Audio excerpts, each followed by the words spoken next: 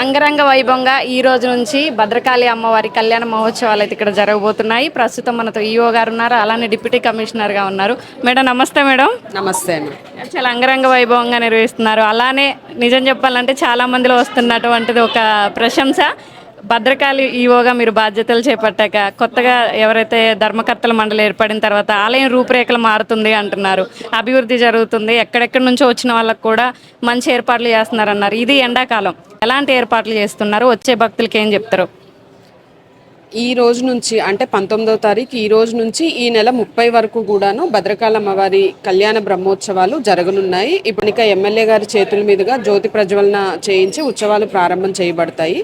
దీనికి సంబంధించి మీరు అన్నట్టు రాష్ట్ర నలుమూలల నుంచి వచ్చే భక్తుల కొరకు ప్రత్యేకంగా సమ్మర్ని దృష్టిలో పెట్టుకొని ప్రాంగణం అంతా కూడా టెంపుల్ ప్రెమిసెస్ అంతా కూడాను మనం చలో పందిళ్ళు వేయించడం జరిగింది. అదేవిధంగా దాతల ద్వారా జర్మన్ పెండాల్స్ కూడా వేయించడం జరిగింది.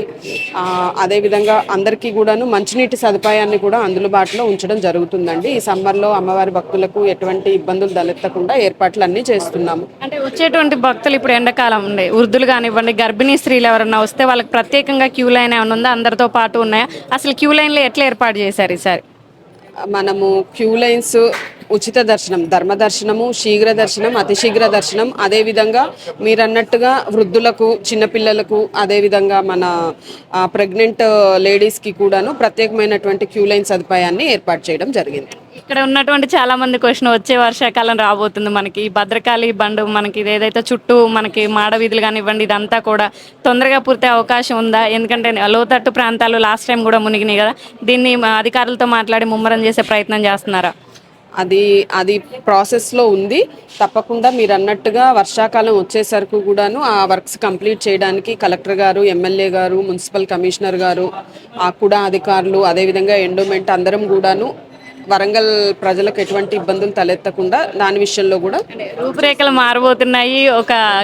మీరు కమిషనర్గా ఉన్నారు, అలానే మనకి ఇక్కడ యోగా ఉన్నారు, మీ మార్కు పడబోతుందంటారా? అమ్మవారి బ్లెస్సింగ్స్ తోటి పబ్లిక్ అందరికీ కూడాను అన్ని విధాలుగా ఏర్పాట్లు చేస్తూ, అదేవిధంగా టెంపుల్ని కూడా డెవలప్ చేయడానికి అందరి సహకారంతో మేము ముందుకు తీసుకెళ్తున్నాము. మా ధర్మకర్తలు, చైర్మన్ గారు, అర్చకులు, అదేవిధంగా మన జిల్లా యంత్రాంగం అంతా కూడాను భద్రకాళి టెంపుల్ మరింత అభివృద్ధి చెంది ప్రపంచవ్యాప్తంగా ఇంకా అమ్మవారి దర్శనానికి భక్తులందరూ వచ్చే విధంగా ఏర్పాట్లు చేస్తారు. అంటే ముఖ్యంగా చాలా మంది ఎక్కడెక్కడి నుంచో వచ్చి గంటల తరబడి నిలబడి అమ్మవారి దర్శనం కోసం, ఒక్క నిమిషం అమ్మవారి దర్శనం జరిగితే చాలు అని ఎక్కడి నుంచో వస్తారు. మీరు ఇక్కడ అమ్మవారి సన్నిధిలో ఇంత చక్కగా ఈ సేవ చేస్తున్నారు, మీరు ఎలా ఫీల్ అవుతున్నారు? అది చాలా సంతోషంగా ఫీల్ అవుతున్నాను. ఇది ఒక ప్రివిలేజ్ మాకు సర్వీస్లో. అదేవిధంగా నేను అంతకుముందు 5 years చేశాను. మళ్ళీ అమ్మవారు నాకు అవకాశం ఇచ్చారు. అందుకు అమ్మవారి అవకాశం ఇచ్చినందుకు అమ్మవారికి మరింత సేవ చేసేందుకు మేము కృషి చేస్తున్నాం. లాస్ట్ అండ్ ఫైనల్గా యువత ఎవరైతే ఉన్నారో ట్రెడిషనల్ రావాలి, విజయవాడ గుళ్ళో ఎలా అయితే మనకి ట్రెడిషనల్గా ఉంటేనే లోపలికి ఎలా చేస్తారు, ఫోన్లు నాట్ అలౌడ్, ఇవన్నీ కూడా ఏమన్నా ఆలోచన మన దగ్గర ఉందా? తప్పకుండా ఆ విధంగా మేము మా ధర్మకర్తలు అందరం కూడాను ప్లాన్ చేస్తున్నాము. ఇప్పటికే దాదాపుగా చాలామంది అప్పట్లో ఉన్నంత వెస్ట్రన్ డ్రెస్సెస్లో రావడం అనేది చాలా తగ్గింది. దాదాపుగా అందరూ ట్రెడిషనల్ డ్రెస్లో రావడానికి కూడాను పబ్లిక్ ఇదవుతున్నారు. మరందరికీ మరొకసారి సూచిస్తున్నాము, దర్శనానికి వచ్చేటప్పుడు భద్రకాళి అనే కాదు, ఏ టెంపుల్కి వెళ్ళినా కూడాను మన సాంప్రదాయ దుస్తుల్లోనే టెంపుల్స్ని దర్శించాల్సిందిగా అందరికీ కూడాను రిక్వెస్ట్ చేస్తున్నాం. ఏదైనా సమస్య తలెత్తినప్పుడు కానీ ఏదైనా ఉన్నప్పుడు నేరుగా భక్తులు మిమ్మల్ని అప్రోచ్ అయ్యే అవకాశం ఉందంటారా? 100% ఎప్పుడు కూడాను అవైలబుల్గానే ఉంటాము. ఏ సమస్య వచ్చినా కూడా నేను ఈఓగా, అదేవిధంగా మా సూపరింటెండెంట్స్, ధర్మకర్తలు అందరూ కూడాను పబ్లిక్ అవైలబుల్గా ఉంటున్నారు. ఏ సమస్య వచ్చినా కూడా నేరుగా మా దృష్టికి తీసుకురావచ్చు.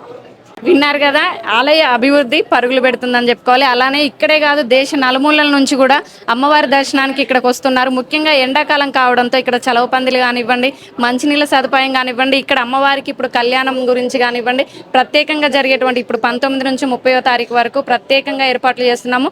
అలానే ఎండాకాలం మొత్తం కూడా గర్భిణీ స్త్రీలు కానీ, ఎవరైనా వృద్ధులు కానీ వచ్చినా, చిన్నపిల్లలు వచ్చినా వాళ్ళకి ప్రత్యేకంగా క్యూ లైన్లు ఏర్పాటు చేస్తాము. ఎలాంటి సమస్య ఉన్నా సరే మా దృష్టికి నేరుగా తీసుకురావచ్చు. సామాన్య భక్తులు సైతం మాకు కంప్లైంట్ చేయొచ్చు అంటూ కూడా చెప్పడం జరుగుతుంది. అలానే భద్రకాళి అమ్మవారి ఆలయం త్వరలో రూపురేఖలు మారబోతుంది. ఖచ్చితంగా మన భద్రకాళి అమ్మవారి ఆలయం దేశ నలుమూలల నుంచి కూడా అందరూ చెప్పుకుని ఎక్కడెక్కడి నుంచో వచ్చేలాగా అమ్మవారి ఆలయాన్ని అయితే తీర్చిదిద్దబోతున్నారు. ఇలాంటి మరిన్ని వార్తలు మీ ముందు తీసుకొస్తున్నాం. మీ ఆర్ఎన్ టీవీ కీప్ వాచింగ్.